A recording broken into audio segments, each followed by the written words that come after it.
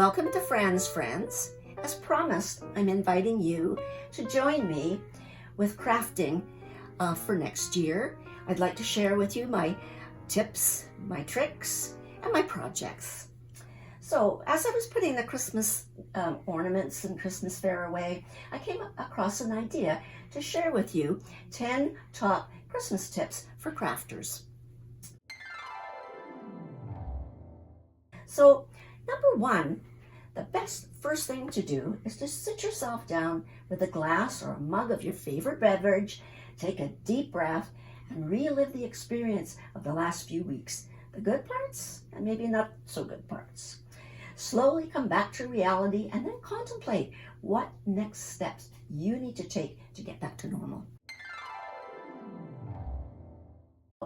Once you've done that and you've got the energy, carry on with number two, the tree.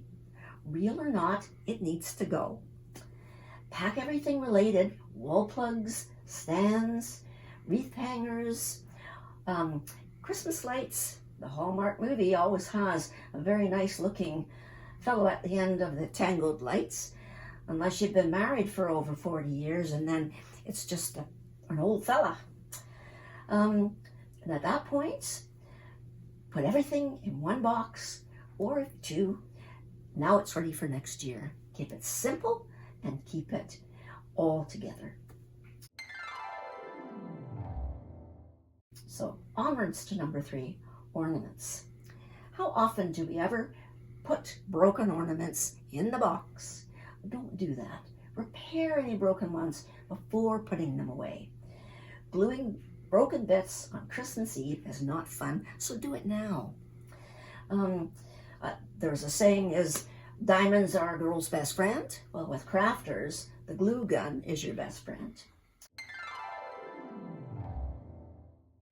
Number four, cards. We used to always receive tons of cards years gone by, but they're becoming more of a rarity, and the cost is absolutely outrageous. I went to buy a card the other day, it was $7. By the time you posted it, you're looking at a $10 bill. Utilize the special ones that you have by framing them, by scrapbooking them, or even putting them into a file on the computer. Here's an example of three that I've done. Cards that we bought for our son, my son bought for us, and one I bought for my husband. So what I did is I bought these frames. I seemed to find really red ones, which was nice, in just a little secondhand shop. I tore them all apart, cleaned them up, and I put the cards in. Little bit bubbles and ribbons, and I have every year the same cards come out. If you look at the back of them, what I've done is I've dated them. So I no longer have to buy a card, which is expensive, and I just add a date each year. Simple, fast, and I think it's quite effective. The other thing is my son had sent me something very special, and it was an advent calendar. And the advent calendar was that of a Daxi, and I loved it so much, I framed it. Again, simple little secondhand frame, the little bit of ribbon, and on the back is the information about what he said to me on that particular day. Number five, have you ever tried to remember which year you did certain things?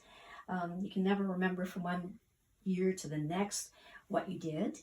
So what I'd suggest you do is to document the memories of each year by posting them, number one, into your computer in a file. I put mine on a USB, and I have a little box that I put all the Christmas USBs into. Then, of course, there's us oldies who like to scrapbook and document by using binders. So I've made a few binders, for one for cards, one for my yearly updates. I've taken this cover, just a regular old binder, and I've made a Scandinavian star for the fronts of them, put little bubbles and whatnot, and used lots of lace. So what I put in these is I do a documentary for each year for Christmas as a for 2023, and this is the one for 2024. And what I do is I take like my table decor, a picture of it, also some of the things that we've done, pictures of gnomes that I've made, so that I've got an idea of exactly what I've done and which year it's in. So it's a really neat way of sort of documenting so you can remember. Number 6, recycle. As you're cleaning up, you're throwing things out, so recycle some of the things that you've gathered. Tubes from wrapping paper make all kinds of interesting projects. The lids from jars, you can either cover this or you can bend it to make a purse. It could be a brim for a hat. All kinds of little treasures that you can throw in. Most people have a junk drawer. I have a recycle bin for crafting. Number 7, recycle. You recycle the boxes, etc. You can use all those tools to make new things. Anything around the house that could be made into Christmas ornaments or a themed project. That way you don't throw things away. And also it can be packed with the Christmas decorations. So it helps to clean up your house. This little train was my little Zeke's, or my Daxi dog's chew toys. I didn't want to throw it out, so I made it into a Christmas ornament. Number 8, before you start anything new this year, gather up all of the unfinished crafting projects that you have around the house. Finish them. As an example, I made this little dog last year, and of course, he's not finished. And the reason why, I still need to sew the underbody. The second project that I have unfinished is a series that I'm working for home decor. With this, the little fish, I put my knife, fork, and spoon in, and it sits at the table. The fish on the stand goes over the top of a wine glass. And then what I need to be doing is to finish all the stitching on the 3 pieces that I have left.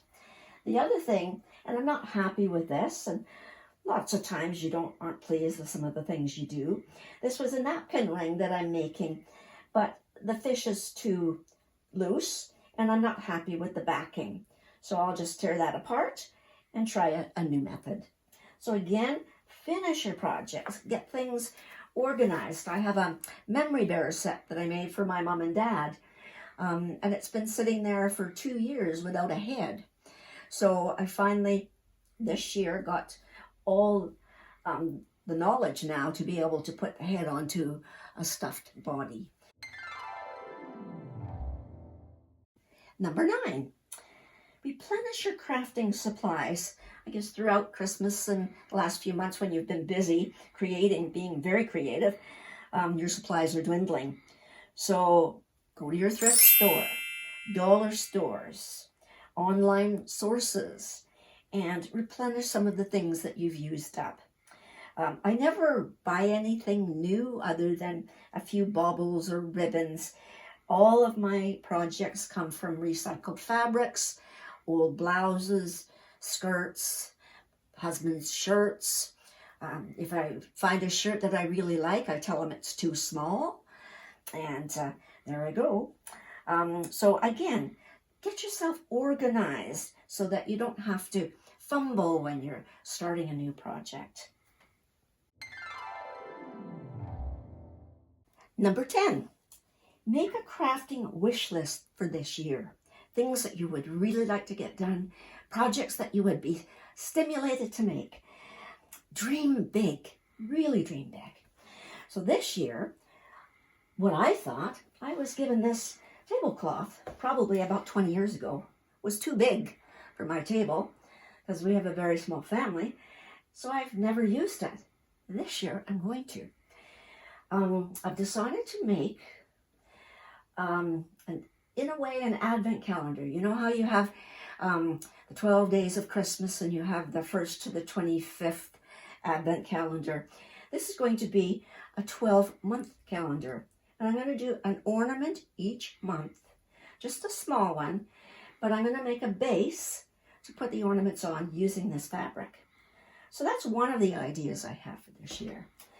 With this particular fabric, which has got lots of lovely gold and birds on it, what I would like to do with this is I'm going to start next year table fare as far as my decor, making maybe napkins or a new type of napkin ring, that type of thing.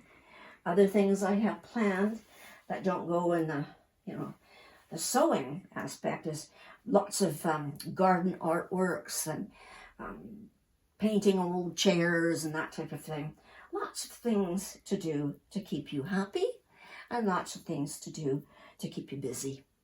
Thank you for watching. And again, thank you for listening to me and join in with Fran's friends.